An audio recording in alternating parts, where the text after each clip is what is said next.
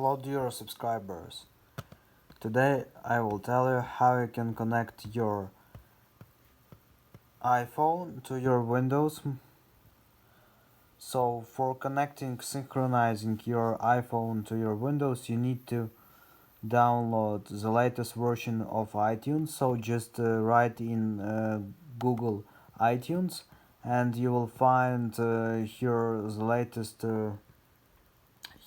official Apple site. So just click on it and it will open iTunes. You just need to download the latest version. So just click on get it from Microsoft and just wait until it will successfully download iTunes. So just click on get and it will successfully download and install iTunes on your computer.